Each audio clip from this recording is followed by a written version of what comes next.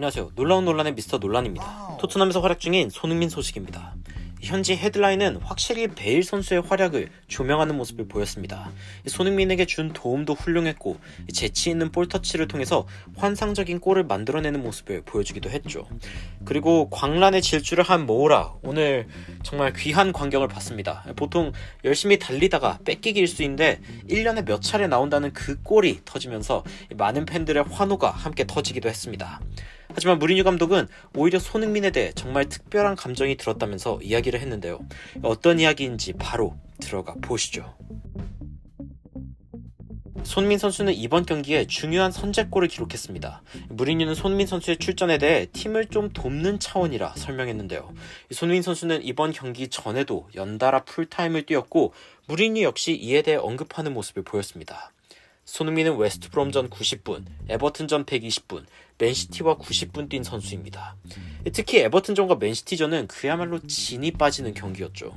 이런 경기를 전부 풀타임으로 소화한 손흥민 선수가 얼마나 힘들었을지 느껴지는 부분이기도 합니다. 심지어 원정까지 와서 손흥민 선수는 체력적인 부담을 더 안게 되었는데요. 하지만 손흥민 선수는 이런 상황에서도 확실히 클래스가 다른 모습을 보였고 베일의 순간적인 크로스, 상당히 빠른 속도로 날아온 공을 그야말로 본능적이고 반사적인 그 찰나의 순간의 반응을 보여줬습니다. 이런 장면을 보면 명백히 대비되는 장면이 하나 있는데요. 바로 이번 토트넘과 볼프스베르거의 경기에서 토트넘의 유일한 실점이었던 시소코의 페널티킥을 내준 장면입니다. 정말 어이가 없는 장면인데요.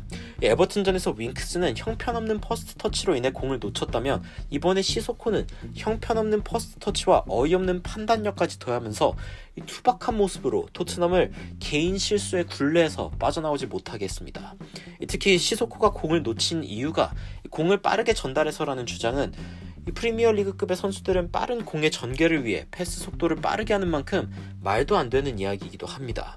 특히 이 장면이 손흥민 선수가 상당히 빠른 베일의 공을 네트로 정확하게 집어넣은 장면과 비교하면 시소코의 문제는 더욱 심각해지는데요. 그래도 긍정적으로 이 상황을 지켜보려고 하는 무리뉴는 손흥민 선수가 상당히 예민하고 특별한 선수, 감정적인 선수라고 이야기하며 푸스카스상의 마지막 수상자이며 푸스카스 아레나에서 골을 넣는 것은 분명 아주 특별한 감정일 것이다 라고 공감하는 모습을 보여주었습니다. 그러면서 손흥민 선수의 이번 경기에 대해 job done, 즉 할 일 다 끝났고 비니시우스를 뛰게 해줄 여유를 줬다며 그 이후 비니시우스가 45분 뛰며 한 골 기록한 것이 정당했다고 평가했습니다. 동료인 케인은 발목 부상의 여파 때문인지 이번에 쉬게 해달라고 무리뉴에게 요청하기도 했습니다. 맨시티전까지 뛰었던 케인은 확실히 유럽 경기 원정까지는 소화할 수 있는 상황이 아니라고 판단했던 것 같은데요.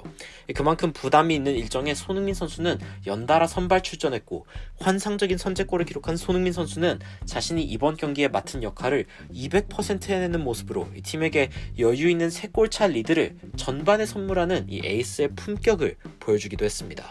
과연 이러한 기세를 이어나가면서 토트넘이 좋은 모습을 보일 수 있을지 다가오는 웨스트햄전과 토트넘 홈에서 치러질 유로파 2차전도 기대하겠습니다.